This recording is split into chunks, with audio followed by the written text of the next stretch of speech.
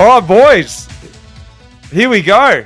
We are off and away. This is exciting. We are here once again. Race Communique. We're a little bit delayed, but for good reason. I'm going to be welcoming my two guests, my two co-hosts. Southam would be impressed, wouldn't he, Derbo? Yeah. Southam's a host and I'm a guest. Well, Southam couldn't even be bothered rocking up today. So we've gone out and we've saw someone even better. We've got the Flying Mullet. Shane Archbold is here, sports director of Red Bull Bora Hansgrohe, and ex-pro from many a teams. Mullet, welcome. Welcome to the Race Communique, mate. Great to have you on board. Thanks for the invite. I don't know if I can quite fill Tom's shoes, but we'll give it a chance. So see how we go. Well, you're here, so it's a good start, you know. Just Tom won't listen to this and we'll just shit can him the whole time, you know. Tom, let's just talk about Tom for the whole episode and to see if he actually pays attention and listens to it. I've got a really good story for later, very off topic from all your topics, Mitch, but I've got a story about Tom we can share. Oh yeah, let's get into that. Let's do a segment. Let's make it a segment. About Tom, we could call it. New segment. And of course, my other occasional guest, Luke Durbridge from Jaco Alula. Still current pro. Still current, still here. Yeah. Hey guys, good to be here. This is Life in the Peloton, production made possible by our major partner MAAP. But the Race Communique is exclusively being brought to you by Training Peaks. And whether you're an elite athlete, a cycling coach, or you're new to the sport, get the tools you need to reach your goals with Training Peaks. We've all used Training Peaks for a long time throughout our career.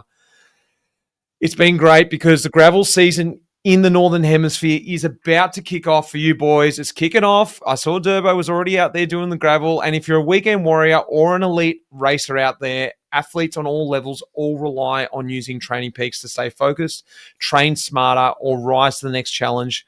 It's one of the things that I use throughout my career, like I said, with my old coach, because it was a hub, an interaction where I love to have that conversation with him.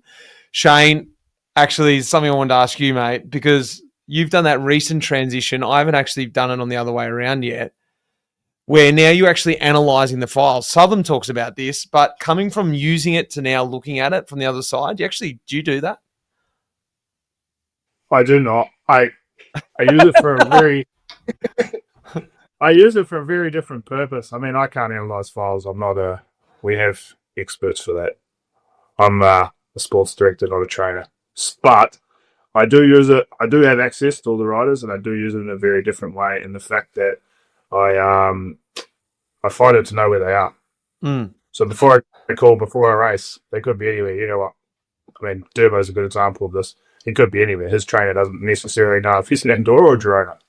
So before I start the conversation, I at least want to know, A, if they're on a rest day. Obviously, I call them on an easier day than a 6-hour day because it's impossible to get them on the phone. And B, where they are. If they are in Andorra, for example, training, or they generally live in Belgium or whatever. Yeah, right. So I use it. Quick click on the map. Oh, yeah, good. Yeah, okay, that's a good conversation starter. Not that I've struggled with conversation with bike riders, but it's just nice to know something rather than the generic. I mean, we've all had directors call us in the past going, so, mate, how are you? Where are you? What are you doing? Yeah, but it's a little bit creepy when you start calling them up and go, so, sat at the lake at Banyola's for an hour and a half today, did you? You're like, what? Yeah. Don't dive. I would see the lake stop, but I wouldn't, not the time. But it's actually a useful tool for that because otherwise it saves myself looking like an idiot not knowing that they haven't ridden their bike for all there in front of you. And you don't have to ask those questions. True. Well, True. If you're in the Southern Hemisphere where I am, it's getting colder now and we're coming into trainer season. Not so much myself. I think I might just brunt the cold, but I know many people are on the trainers and, well, if you've signed up to Training Peaks, the best thing you get now is Training Peaks Virtual, the new online training application. And Training Peaks Virtual We've spoken about it on the pod before, but they're always updating and adding new features. They've added the new hub for in-game interaction and new game models so you can zero in or zero out. It's a bloody nice platform if you're training indoors. I've tried it. I know Durbs used it to get back. But if you are signed up to Training Peaks, that's included. That's the best bonus of it, is that it's all included, so you don't have to go out and buy a separate platform. It's all intertwined. It's a nice little package, isn't it, Durbs? Oh, it's seamless. Seamless. Let's One-stop shop.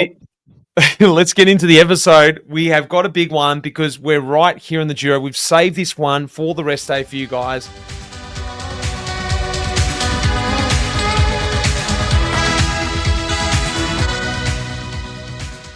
It's been a cracker. I've been lucky enough to commentate on the first week. It was already hard enough. They've had a bit of a rest week this week, or so it seemed profile-wise. But the last week is an absolute doozy. Boys, you've been keeping up to date before I give us a quick recap? Yeah, definitely. I mean, we were in Tour of Hungary, Shane and I. So when you're at a bike race, actually, you can actually just, after the stage, just sit down and watch the last 50K. I'm actually doing the bit of tipping with my family. So, just getting across the stages. It's been good.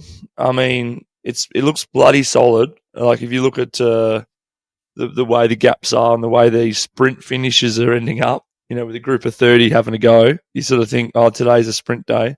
And when it ends up in a group of 30 or really hectic final, you're thinking, man, there's no switch off days because then the next day you go to the mountains. So, yeah, I think it's been a challenging one. Well, let's rewind. Start back in Albania. It looked really hectic. I wasn't commentating then, but I tuned in and checked it out. I guess the question is, why do they start in other countries for you boys? I didn't know this, but they're only allowed to start every 4 years in another country. Did you guys know that? Didn't know that by rule, but I guess there's always a way around it, isn't there? Like, Is that a by rule for the ASO or RCS? We don't know. Must be RCS. I actually should know. Yeah, I don't know, but I mean, I don't know about the Albania start. I know guys that were there obviously looked quite good on TV, zooming out, seeing all the scenery, etc. But yeah, it's like, countries that don't normally have bike races then have bike races. There's a lot of ecosystem around holding a bike race, and then that involves like a couple of days training before. Like you go out riding and. Yeah, the race might be closed roads and safe. And I mean, Down Smith got hit by a goat, but that's another story. But yeah, so it's I don't know if Albania was awesome, to be honest. Was all cracked up to be. Well, it's got to be all down to cash, surely. Tourism, cash. I think it's definitely 100% money. It's for me, the biggest confusing one would be this year is the Giro starts in Albania and the Vuelta starts in Italy. So the Tour of Italy that doesn't start there, and the Tour of Spain it also doesn't start there, but it just happens to be in Italy, passing by France on the way. Like ASO's got a hard on for Italy at the moment. We started the Tour de France, last year in Florence. Now they also run the Vuelta, so they're starting in Italy. So I think it was such a success holding the tour in Florence that they thought, oh, let's do the Vuelta next year. Well, what about the Giro? Perth. It's happening. Did you hear that? Yeah, mate. It's locked in. 2029, you've got to pump another 4 years out to get there, mate. Look, I heard there's something like the Giro is going to start in Australia, but then I read the source that it was coming from Mike Tomalaris, and I was like, I'm not sure. You got to hang on for a few more years. How is that actually possible though? Seriously, it's not actually possible, surely. Well, you can do a direct flight from Perth to Europe. Anything's possible, but it's 17 hours. Impractical. So? I think I'm actually for it. Different countries spreading the money around, only when it's not a logistical nightmare. So I think Albania, minus the road surface, was quite good. But logistics, it wasn't too bad. Jump on the ferry, everyone's over, an extra rest day. But for example, some of the ones in the past, starting miles. Israel or For this example, in the Vuelta, starting in Italy, and then it's a 600k transfer. Stage 5 is going to be a TTT. No rest. That's not cool. Like, that's not put a stage in the middle, get away with it. But Israel also will nightmare. Well, Israel was a nightmare. We're going to talk about 2018 Giro later on because there's some similarities to this Giro and the 2018 Giro. Let's run through quickly. The dominance from Trek was pretty much the story of the first week. Mads Pedersen and Vacek, incredible. Bernal is back. He was looking really cool, really good, and leading into the Strade Bianche stage, I was like, this is looking fantastic, and he's definitely not off the cards yet. There was this question, and it's a bit of a question, and maybe we can put it out to Shane, but Rog was almost asleep. The first uphill finish they had, and Ayuso went away with it. Roglič almost sort of missed the beat there, but he kept his cool. It looked like it was all planned, but, you know, following that, we saw him, which is sort of a little bit what we expect out of Roglič. Is always his Achilles heel is his bike handling skills, you know. There was maybe it would look like Lucas Hamilton maybe brought him down in that gravel corner, but it looked like he crashed on his own. I'm talking about the Strade Bianche stage now, stage 9. That was sort of the slowly undoing there. And I was like, well, this is it. But, you know, we saw, to talk about that stage as well, the dominance of Van Aert. That was an amazing. And we saw Del Toro move into pink. Plappinator is back. Green Edge. Luke Plapp takes an epic stage win. Was definitely some unpacking to do there. I guess there's a couple of questions out of that first week. It's sort of my quick, very synopsis of that. Sorry, that second week there. That first week. Durbo, I'll start with you first. Plappy, mate. Thoughts? How good? About how good? Because you on the same day got a stage win over in Hungary with Groenewegen, and it's like the damn walls broke with Green Edge. The pressure was building. You guys are sitting down there third last on the rankings, pretty much looking at relegation. Thanks for reminding me. I don't know if you knew that, so I was just filling you in. Oh no, someone's mentioned it. Yeah. No, it was really, really good. I mean, to see Plappy do that, I think we all knew Plappy could do something like that, especially in Europe. And we always thought this guy's engine's massive and he destroys Aussie summer. But putting it together in Europe has been a challenge. And it's funny, you know, he had his wrist injury after Down Under, and I'm wondering if, you know, because he didn't continue to keep pinning it, he had to actually force himself to have a proper rest after Aussie summer, and then he actually can now build up properly for the Giro. And then now his conditions, he's been in 2, you know, breakaways that nearly went to the line. But yeah, even just the way he rode that day, like hit him just before the top. I think he potentially wanted to get away on the downhill because, you know, going downhill with Alisi and stuff like that's like probably not that fun. Just before you get to that bit, how's the way he got to the front group?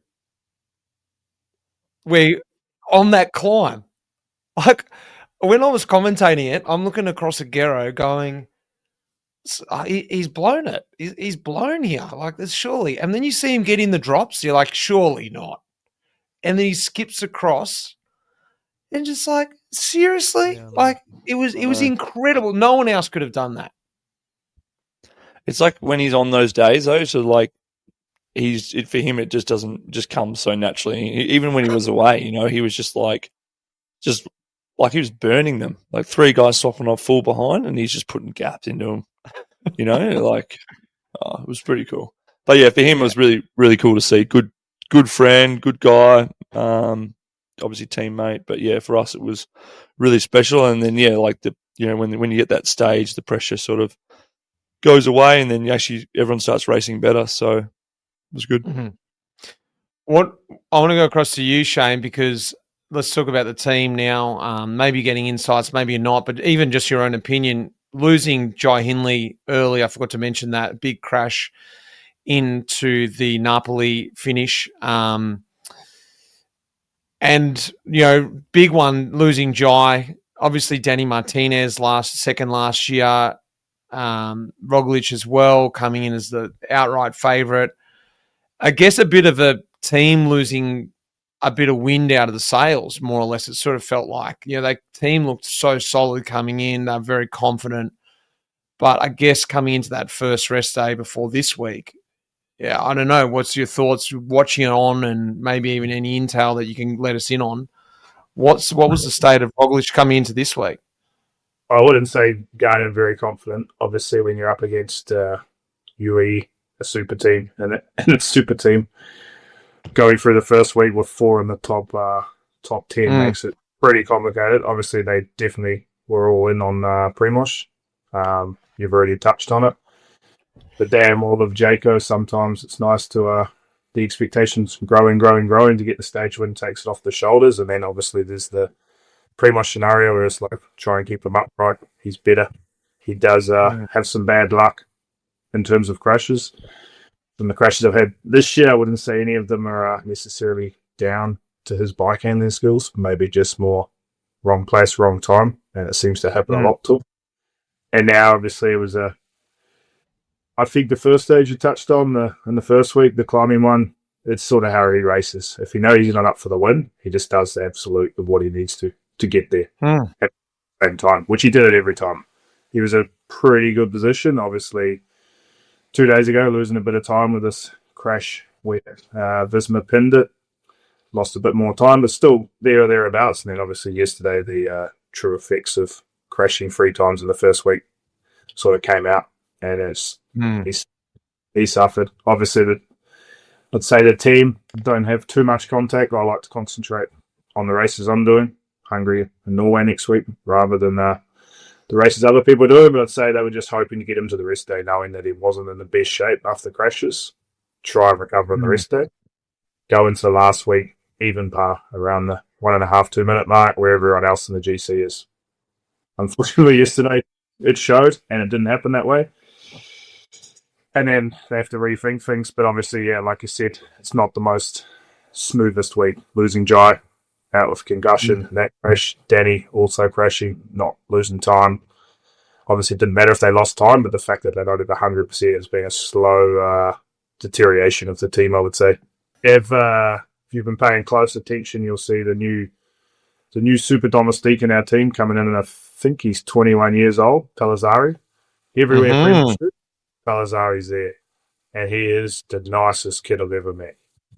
Very Italian, I would say, but he's showing that was a good signing. I would say that much. He's because even the way he's been dragging Roglič to the line, like even yesterday, he was like one of those ones, the guy's ridden all day for the domestique, and he's sort of like in the front, and then eventually the GC guy just leaves in the last couple 100 meters to get the time. He just does like winding it up like it's a lead out, and like Roglič's just like, nah, man, I'm staying here. Like just stayed in the wheel. But I would be silly if you would think you would count out Roglič. Like we would, the amount of times that we've seen Primoz just, have these issues and have these, it's a long time. It's a long gap now. It's probably maybe too far. But, like, man, you'd be silly to discount him, like he plays the game, he kicks his toe and his next minute he's got bandages from head to toe, and then he's I can't, I'm not very good. But, like, that's his demeanour. So, I don't know. Let's talk about the last week. That's what I want to talk about, is because, the question that you brought up, Pellizzari, he was second last year in the KOM, second in the stage, so he's got the goods. He's now riding even better than he was last year. My question would be, when do they sort of let him go and go for a stage and let Roglič sort of play the almost, what's the right word here? I guess the underdog card, and just let him fly his own flag. I think, in my opinion, it'd be great to see Pellizzari have a chance in the breakaway. They go into a massive week this week. The high mountains, he's obviously a very good climber in the breakaway. He's gone up a level now. I don't know, is that even sort of, is that what he would want to do? Because if you rewind it to a guy like Carlos Verona, who had an amazing win yesterday, in his interview he said, I certainly didn't come to the Giro thinking that I could win a stage, and I was happy with that. So that's a really big point. And we're here for the full support of Mats Pedersen and Giulio Ciccone everything changed yesterday when we lost Chico. Today is my day, and I wanted to do it for him. So that's the funny thing, and that's what I wanted to bring up about Pellizzari, is that you guys would know this yourself. I know it from the sprint, and I'm assuming you know it too, Mullet, is that when the sprint suddenly punches 2K to go and you're leading him out, or 1K to go, and they suddenly just go, Shane or Mitch, you can sprint now. Like, it's a real mentality switch. You weren't ready for it. You weren't thinking about trying to win the stage. And that moment, you got to change it. So for a super domestique, in the middle of the race, when they've come there to support a GC man, to suddenly go, yeah, go for it. You can win a stage now. Like, that's so significant what Carlos Verona did, to be able to switch it and actually capitalize on his performance. One, because he's been riding in the wind all week, but two, the mentality side of it. So I guess it's a double-edged sort of question to both of you guys. It's like, what's the go with Pellizzari? Should he be allowed to? And secondly, can he then go and do that physically and mentally? I think it would definitely, from the team side, would definitely come down to Tuesday. Well, yeah, tomorrow. To see how Primoz actually is. The first time they go up the mountain, they're going to know if it's pain, or if it's just general fatigue from the crashes. I have no idea, but I guess it'll be clear. And then the team goal will be set from there. I guess they discuss everything today on the rest day. Look at the ins and outs. They do have a chance in Pellizzari. They've also got a few other guys that could. Paliotti. I mean, Nico Dens is thereabouts always, and he's been pretty good. Okay, the last week not suited to his type of style of racing, but I guess the first step would be see how Primoz is after his day, and then adapt the tactic. But it would be cool for Pellizzari. But I think the biggest thing with Verona yesterday, it wasn't that he didn't switch his mindset. He just didn't have a mindset. He had 4 million opportunities that he would, like in the past, he said in his interview, like, oh, I was always disappointed or whatever could happen. He didn't have the chance to switch his mindset. It was just like, oh, I'm going for it. Oh, yeah, here we go. Okay, I'll attack 30K earlier than he would, because don't really matter if I get a result. The team's got 5 stages in the pocket. They're not going to expect me to do this. Oh, look, here I am. I've got a chance to win. And it was like absolutely. And also the biggest thing on yesterday's stage for me was when Zana came to 12 seconds. They came to 12 seconds at the top of the climb, and I was like, oh, this is going to be interesting. 3 of them chopping off. Let's see. Well, I think in my head they're going to catch him for sure. It was the opposite, exactly like Plappy, this like super streak from Friday, just like, boom. It was crazy. But it's all, not necessarily, I don't think it's a mindset change for some bike riders, just the fact that they're not thinking about anything. They're clear. There's no expectation. Just go for it. That's a good point. Well, you spoke about it. Tomorrow's stage is the Queen stage. It's a pretty epic stage. Let's talk about the last week quickly here. Tomorrow's 4,900 meters of climbing. Just a lazy Cat 2 and then 3 Cat 1s. It's pretty epic. It's the last climb. They've featured this climb in the Tour of the Alps, and Leonard Kemner won up there. It's an 18K climb, 6%, maxes out at 14%. The Giro's never finished up there. It's a brutal stage. It's a hard week. They're going stage 17. They're heading up the Motorolo, but they're going up this different way. They're going up the Ruta Contador. So it's like the backside of the Motorolo, which isn't super tough, but they're going up this ridiculous new road that they've put in there. Maxes out at 25%. Ciccone won a stage, actually, when we descended it. Ciccone won. It was like we went up Motorolo, we went down that side, and then Ciccone won. And it was like, I can't remember what year, 2019. Right. And the final, like there's actually a sprint stage in there, 18, but 19 and 20 are just outrageous. Stage 19, I don't know how this wasn't Queen stage, but it's less K and more altitude than stage 16. It's 160K at 4,950. There's a Cat 3 out of the holes, which Archie, you and I would really love. And then they've got 3 Cat 1s and a Cat 2. It's not an official uphill finish because the last 5K is downhill, but it's just ridiculous. And then stage 20, which in my eyes would have been the hardest one because it's got the Chimacopi in it, the Col de Finestra, is actually just a normal sort of stage, only 4,300 meters, 205K.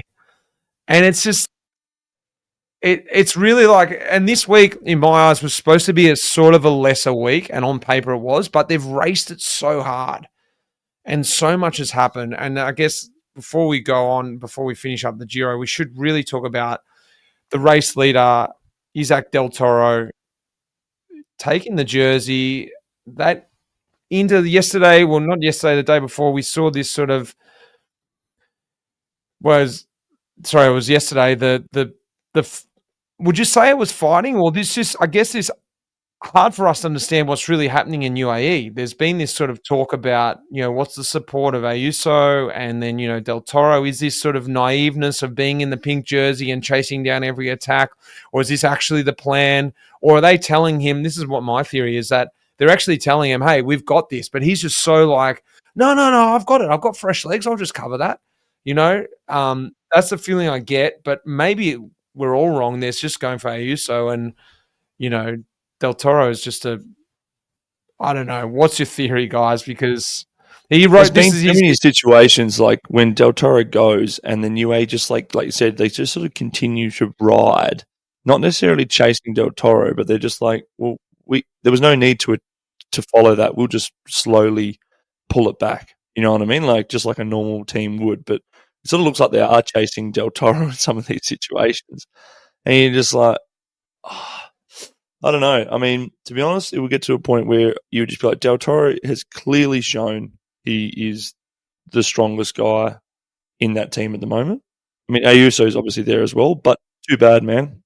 It's like Geraint Thomas and Egan Bernal when Bernal won his tour. Like, Geraint Thomas was strong, but Bernal went first, and G just had to do the teammate job and stay there. So it's just part of the game, but Del Toro should just get the respect of going for it. And if he cracks, and then Ayuso is the next person in line. But he's got the pink jersey. I don't understand. I think probably tactically, it's pretty open, I would say. I'm guessing UE have access to training peaks. They know what they're capable of. No, they know what's in the last week. I don't think that Ayuso's ever gone off being their favourite. But either one or two things could be happening. Del Toro's not really paying attention, not listening, and doesn't give a shit. He just wants to do his own thing, and not happy with it. Or he's got the green card to follow everything. But for me, he's he's definitely overexerting. He's taking 2 seconds here, 3 seconds here, which, as you just listed, every single stage, it doesn't matter at the end of any one of those stages. If you have a bad day, you can have 150 bonus seconds in your back pocket. It's not going to matter. 2.5 minutes can go like that after the 5,000 meters, 160k stage. So, the overexcited, like you touched on, Mish, definitely. But he looks so good. Like he hasn't gone to the limit. We're already at this last week now, and it's like, wow, you can't fault them. Ayuso, like you said, they're a little bit slower reacting. The team does steamroll. They're doing the old Ineos tactic, the strongest team, or Sky tactic, strongest team by far, and just steamroll the front. But the elite of it on paper right now is in front. So it's a little bit interesting. But I think the best thing they are doing is keeping all options open, Everyone The tricky thing is that the person with the dagger is Ayuso, I think. Like, for example, if they were waiting for, say, for example, the year Pogacar was attacking all the time, taking bonuses, doing the sprints, even the flat stages he's going for it. And then eventually Jonas and the team got together and they cracked him eventually and got rid of him. And everyone's like, oh, well, Pogacar just exerted so much energy beforehand.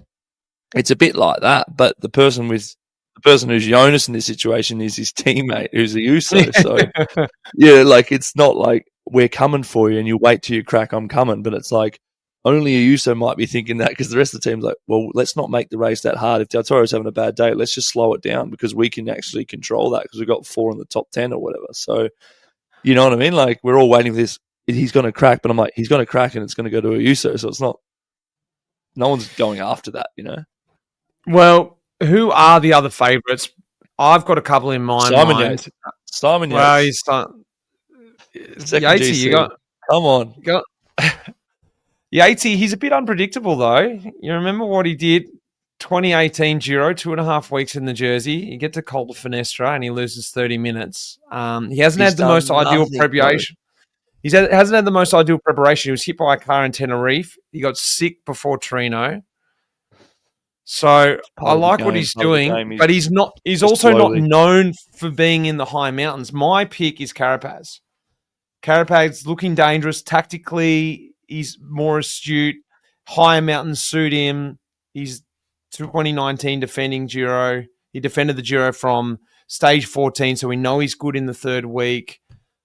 I think for me, Carapaz is looking the most dangerous with the heaviness of this last week. Mullet? Oof. My favourite lost too much time yesterday to say that much. Good director. I could get 5 for saying anything else. But what I can say is, I mean, UAE's situation has changed slowly. Yatesy lost a little bit of time. McNulty sort of falling by the way, generally. Now it's an interesting top 10. You got 3 teams with 2 guys in the top 10. Okay, the gaps are bigger than they should have been 2 days ago on paper. But as we said before, none of that can change in 5,000 metres. That can change very fast. Bahrain, 2 cards to play. Ineos, 2 cards to play.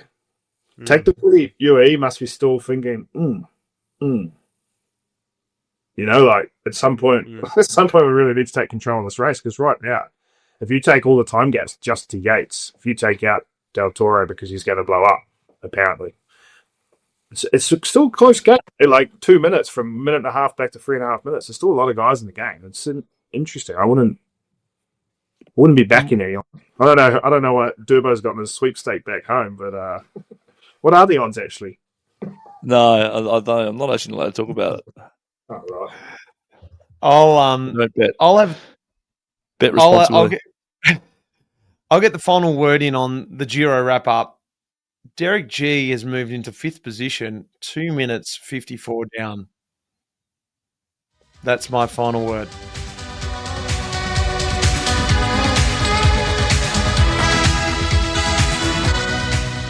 Hi guys, it's Pelo Chat.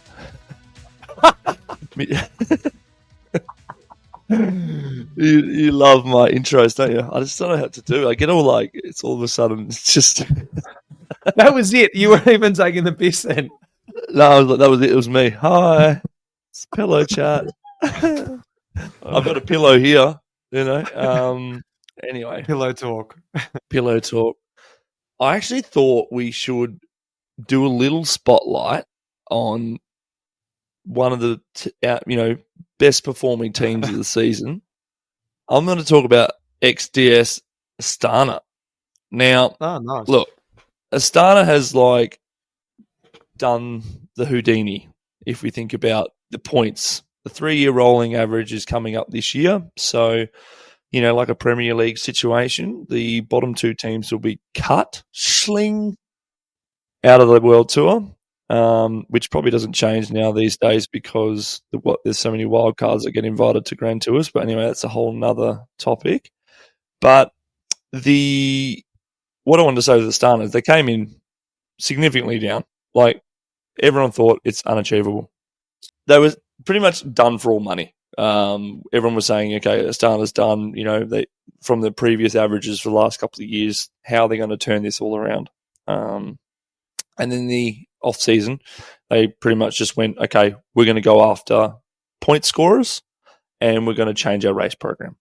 And they just pretty much axed half their team, brought in new guys, and let's go after it. Now, the thing is, what they have done has been miraculous, actually.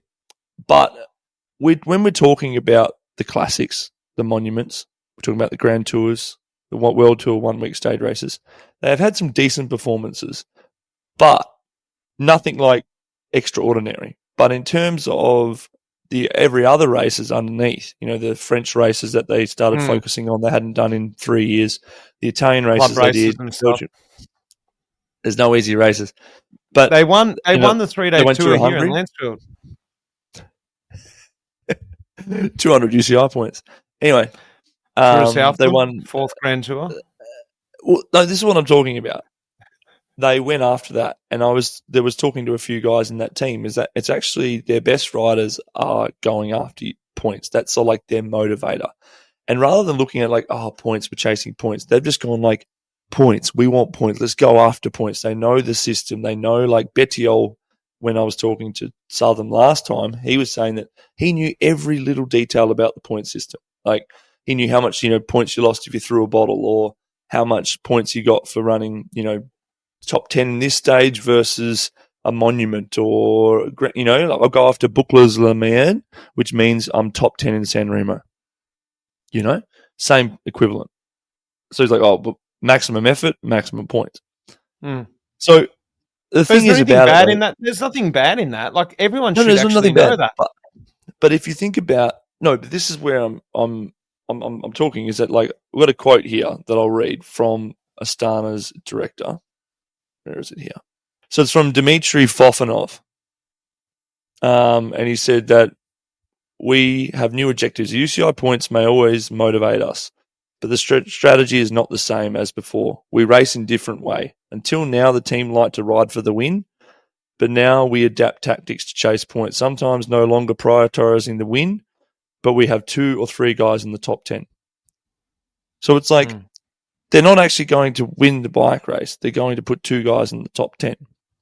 And, like, I don't know, from us, isn't that what AG2R have been doing their whole existence? Yeah, but that's because they've been racing each other for Tour de France spots. But I just find it's interesting that, like, as a fan, you're watching to who's winning the bike race. Mitch, you're a fan. Shane, you're in the car. I don't know. I don't like it because you're watching to who's going to win the bike race, and, like, all these tactics go into who's going to win the bike race. But then it will come a point where there'll be 5 teams that'll go win the bike race because they've got so many points that it doesn't matter if they have 2 in the top 10 or not. And then you have the bottom 10 teams that are fighting to stay in the World Tour, not even going for the victory. They'll just be going for 2 in the top 10 just to survive for another season. It's like... But the thing is... I reckon the point... I was just going to say that won't Astana adapt their idea once they're back comfortably in the World Tour next year, and they'll be like, cool, we're in now, we're safe. Why would you, though? Because they are currently 3rd. Yeah, because they need to attract sponsors. Oh, yeah, I guess so, yeah. So if you go, if the sponsor goes, we're the 3rd best team in the world, and then the sponsor goes to the Tour de France, you're like, yeah, but you didn't do anything at the Tour de France. You're like, yeah, but we won Boucles, and we won this Italian race, and we won this race and this race. The sponsor's like, okay, but what about the Tour? When did you win a stage there? They're like, oh, no, there's not that many points there. We can't get points there, so we just don't worry about it. You're like, okay, I think too, but the interesting part, like when you say that changing your tactic matches, maybe they could let's say they make it into the World Tour next year, they could dial back the tactic. But if you look at their results when they were trying to win races, they didn't have anyone in the top 20. Not once. How are they getting quite a few wins? Okay, they won in Hungary last week. Quite impressive. They weren't chasing to fill top 10 there. But then it's the way they're racing and the way the team's trajectory is, they could also win stages in Tour de France. Just by pure morale, everyone's high, everyone's bouncing on like springs, and then all of a sudden, boom, they end up in a situation, they're putting guys in breakaway, because now Giro's the same. You get points for a lot of breakaways. So Ulissi was in the jersey as well, I guess. Like, they actually had Fortunato and Ulissi just going after it. Haven't won a stage yet, but it's been pretty much talked about quite a bit. Yeah, every day. And what about, well, then let's put it back on a team like yourself, Durbo. Okay, you've got these 2 wins now. And has there been talk about that you should adapt the Astana tactic? Is it now been coined as the Astana way of racing? Well, it's funny because it's quite reactional. Like, we were doing this sort of tactic towards the back end of last 3-year cycle if we were to struggle to stay in the World Tour. This year, the last couple of years, we haven't because, we've been thereabouts. So, no, it hasn't been discussed. But it's a complete different mentality change. Like, I was reading this article, I was talking about Astana. Like, they literally went in and was just like, this is what we're doing. And it's a unanimous across the board. We're going after points, and we're not, you might not. Aaron Gates having a fantastic season. He's their 3rd highest point scorer. And I was talking to him like, yeah, and I said, oh, look, what's the go? Maybe go to the Tour? And, like, the condition Aaron's had and the versatility this guy has is like, yeah, you'd send him the Tour in another team if he's having the season he's having. But he said, "Oh no, I'm not actually. I'm going here to do this. I'm going here to chase the point here, yeah." And I'm like, free trips to China this year instead. It's like that's it's hard to hear that when I was thinking like, Gady, like you deserve a Tour spot, you know, but like he's probably not going to go, which is kind of crazy. But anyway, I thought it was interesting because I think people out there they would be looking at it going, Astana's the second best team in the world or third best team in the world this year, and you're like, but I haven't seen them here or I haven't seen them here with the races that I watch on TV. But there's this whole other ecosystem going in to the behind the scenes of these points, and it really should just be like you should talk about it in the commentary, Mitch. Then people know. Like I know you talk about the relegation zone, but like just throw out there, find out how many points it is to win a stage of the Tour de France or the Giro, and then just be like educating people back home to go, this is why people are racing this way or why people are doing these things. 180. Well, I was seeing the World Tour teams up here at the 3-day tour and stuff. I'm surprised Gady wasn't there. It could have been, yeah. Also, he's one of my better friends, Durbo. It's hard to say, and he does deserve a Tour de France spot. But he didn't get a contract to go to Tour de France. He get a contract purely because they know he can score points, and they needed points. Yeah, true. He doesn't bring any points in. They were signing him like a lot of people are like, oh yeah, they bring him in because he's got a lot of points. It doesn't work like that. You have to accumulate the points while you're in the team for this current relegation system, and they did that, and now he has a contract. Maybe in the future renegotiate the contract and maybe has a chance to go bigger races or target whatever it is. But right now his pure job is to go to China, be it 3 times this year, and score points because he's bloody good at it. True. Nice. Oh, there's Pelo Chat for another week.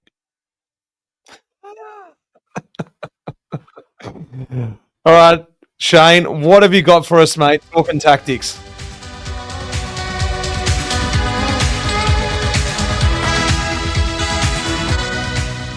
I think we already dived into it pretty well, but I've watched the Giro a little bit last week, not so much the first week, and it was purely coming down to not any team's tactic, but Del Toro's tactic.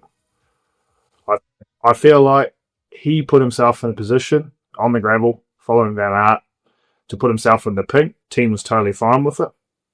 It is what it is. They're going to be leading the race at some point, and they got the strongest team by, I would hate to think how many percentage, but they do have the strongest team out there. And now he's put himself in this position where it's like, okay, I'm leading the race. I'm allowed to do this. I'm in this position. The team can't change that. I'm probably not the out-and-out leader. I mean, it's clear he's not the out-and-out leader. I haven't fact-checked this the last couple of days. But if you ever want to know who leader of a bike race is, go to the team car, the bike directly above the mechanic, and have a look what name is on it. First back side of the car, back right side of the car, have a look. And it wasn't Del Toro's. Whose it is now, I'm not sure.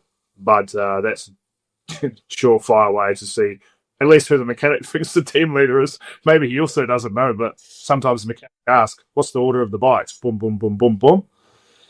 It wasn't Del Toro. So now he's put himself in this position where he's got a chance. Was it Poggy? Was it Poggy's bike? Yeah, it was his 7th fight.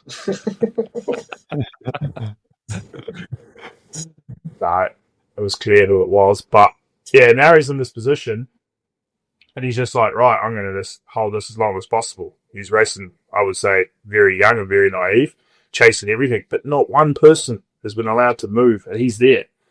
And like you said before, the team's still doing their race behind, but he's just straight on them. Oh, yeah, 2 bonus seconds here, 4 here, not letting anything pass. So now his gap's getting bigger, like he is growing the gap. Is it going to matter in a week's time? Probably not. He's either going to be good enough to still be there. At some point, Ayuso probably will attack under team orders, and he can follow, or he can't, or he cracks before the chance the racing starts. Who knows? But like, he's definitely running his own ship, and I wouldn't say any team that lost the Tour de France by doing exactly that in the past, by chasing every sprint, by chasing every second, and letting other riders just go through the week easy, not making those efforts, because it goes back to the old thing that I'm sure Wazza told you back in the day, Mitch. You've only got one matches. If you keep firing off your matches, you'll run out of matches. So how many matches? The question is, how many matches did Del Toro have? We will find out this week, but he's used a lot of them already.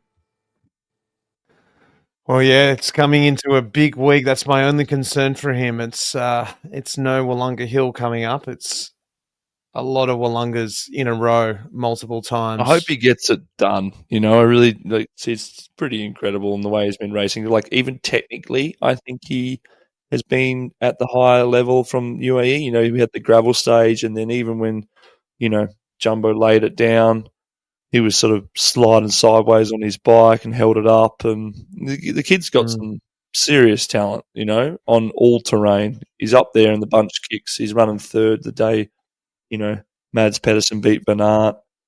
He's just, I mean, he's just firing bullets everywhere when I think about it. But I just hope he can hold on. He's where Ballard first found Mitch.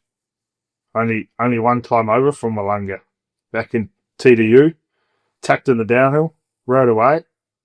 Mm-hmm. Exactly. Pretty confident. I'm pretty sure it was his first World Tour win. I think it's his first World Tour. It was. It was his first World Tour win and his first race with the team, and he did it in an epic style.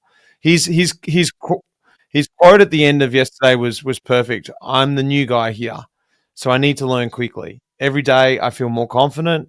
I know I'm still learning, but I'm starting to believe I can fight for something big. Should we get into the little quizzy poo?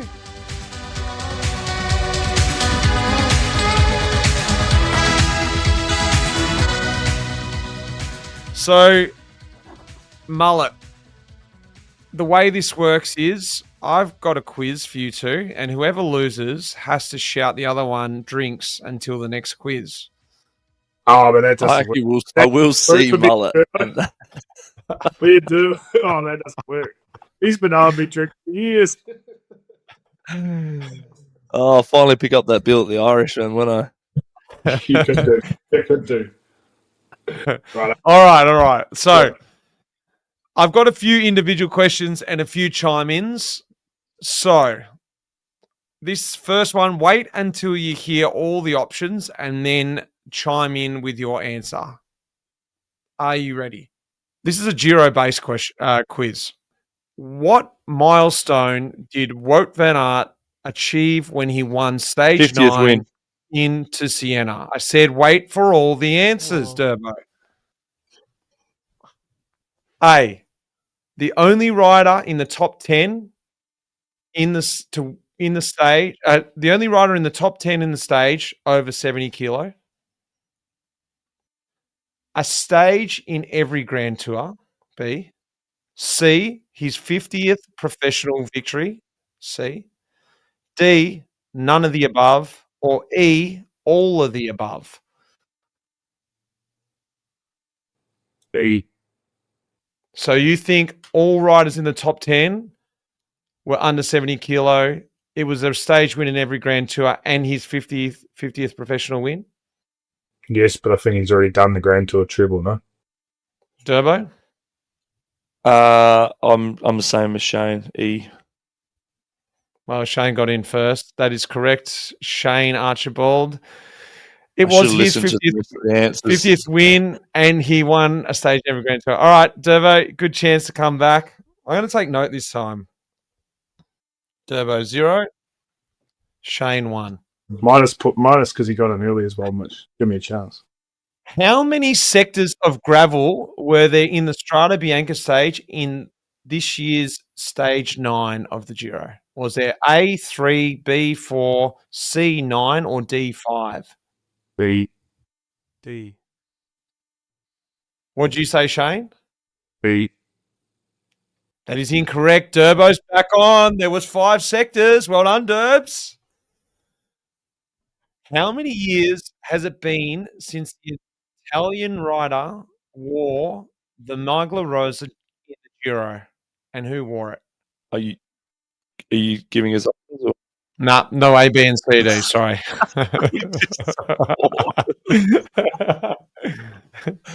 Just sounds like, and Mitch, hello. So I'm going to go Nibali was the last guy to wear the jersey. No, Damaki. Damaki's the last time wear the jersey, and that was 2018.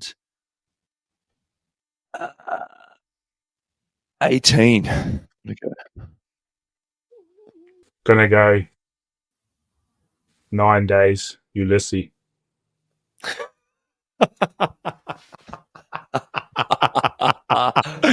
I think he might win. Well done. That wasn't the answer, but that is now the new correct answer. It was 4 years ago, Alessandro Damaki, but no, Shane. Rewrites the quiz. You didn't make that quiz 2 weeks ago, so.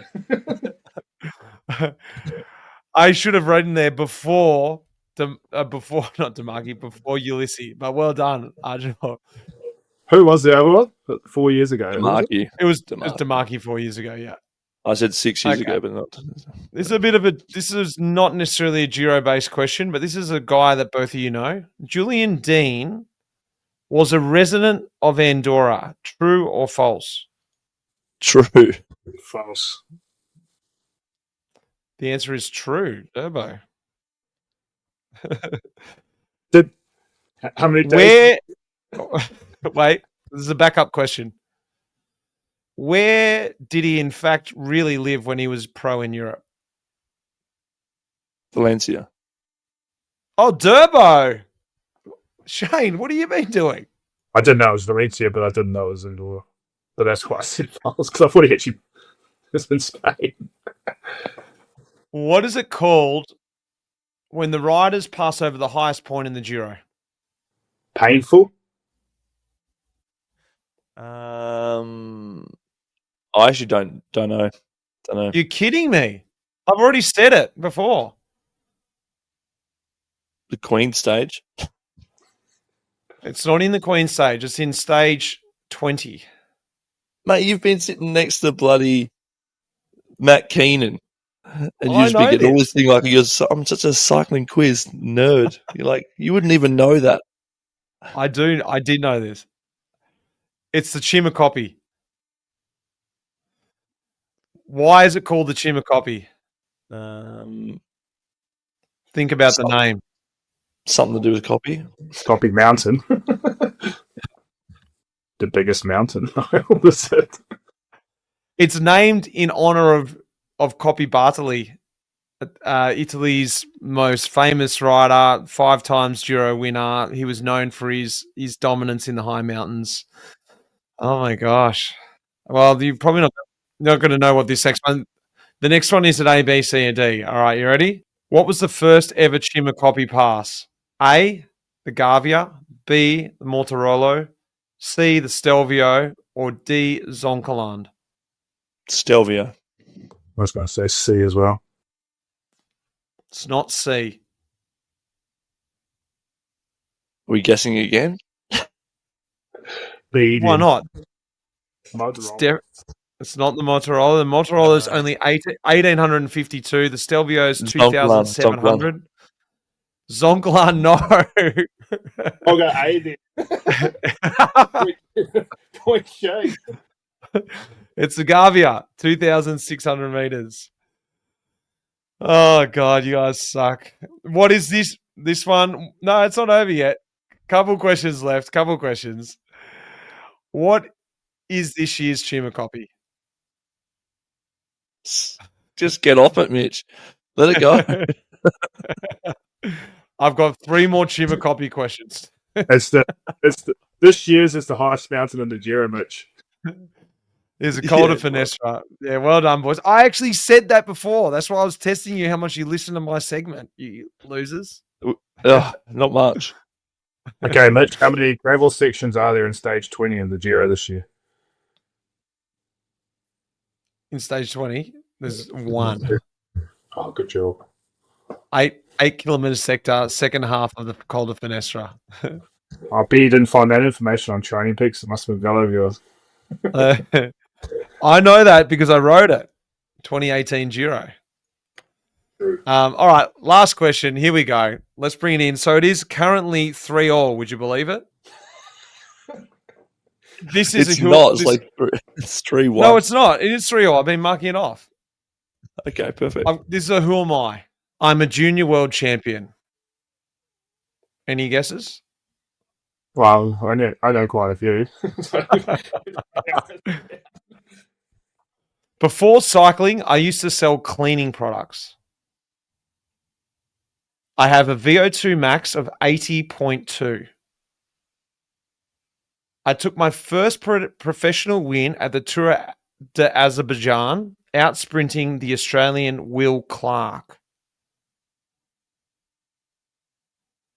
I signed World Tour for a team at age 26 and started the Tour Down Under, but couldn't finish the race. Any guesses? In my first World Tour season, I rode the Giro and won stage 9 time trial. I have actually won the Giro overall. In 2020, I won the Velo d'Or, awarded to the most successful cyclist for the racing season. 2020. Yep. I have also won the Primoz. Vuelta. Oh, he's done it! Oh, he just kept the curveball. I didn't know he did Down Under. I also couldn't finish. How much was that a curveball one? I Such wasn't an obvious guy. But I knew that.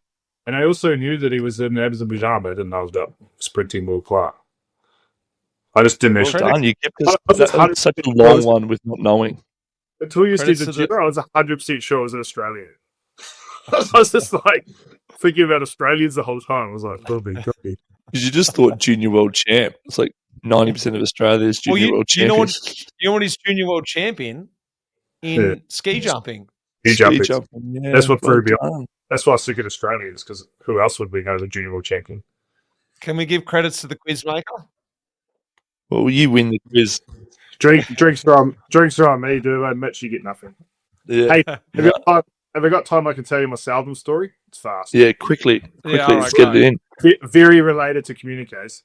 So back when I was racing, don't remember which team I was in, but Scully, good mate of all of ours, was racing under Tom's guidance as sports director. I'm pretty sure we were in Rutland, full gravel, rain, crappy day, whatever it was. And I needed some oil. My chain was like completely a mess. So I went back, put my hand up, didn't have a team car there. Tom appears next to me. No idea who Tom was at that point. What do you need, mate? Oh, could you, I need a bit of oil. Could you chuck me some oil? Oh, yeah, sure thing. Go to the mechanic. Mechanic hangs out the ring. Nice wee coat of oil there, spinning away, super food. No sounds coming from the chain. That night, flicking through the Communiqué for the day's race, finds Tom Southam. $200. $200. I don't know if it was ordering other teams or mechanic hanging out from car. It was one of the ridiculous, like, small things. See him at the buffet that night, comes over. I was talking to Scud, comes over and he's like, oh, I need to speak to you. What's that, mate? What's up? You owe me $200. Yeah, to this day, it's always like, it's whatever. Having the coffee, having the beer, whatever. Anytime I see Tom saying about $200, 200 Swiss francs, and he laughed. Was it Hungary? Or maybe it was the Ardennes. In the Ardennes, I was driving Kasper. Gasparotto, the other sports director, went up next to Southam's car, put the window down, obviously. When any sports director does that, they want to talk tactics, puts the window down. I have my hand in the back. I said, give me some oil. And I was like, hey, Tom, would you like some oil? And often he starts laughing, then he messages me something inappropriate. Me being that is so good. So now every time I've just got this connection with Tom and $200 franc and some oil. It's good. But what a good guy. Just helping me out. Just some amateur kicking Great around. guy. Well, I think he can pay you $200 for doing his segment this time. So I think he might call it. We're even now. Yeah. And he goes for the quiz that I lost. Yeah, apparently. Boys, big thanks to our major partner, MAAP and Training Peaks. Boys, big pleasure to have you guys both on. Mullet, guest appearance, but I hope you can be coming back to fill in for Southam whenever he's not available, or actually fill in for Durbo. You can play the pro as well. Probably couldn't fill those shoes. Tom was easy. Well, thanks for the invite, boys. Enjoyed it. Anytime. Thanks, boys. Thanks, mate. See you guys. That iconic music in this episode was composed by none other than the legend Pete Shelley. Cheers, mate.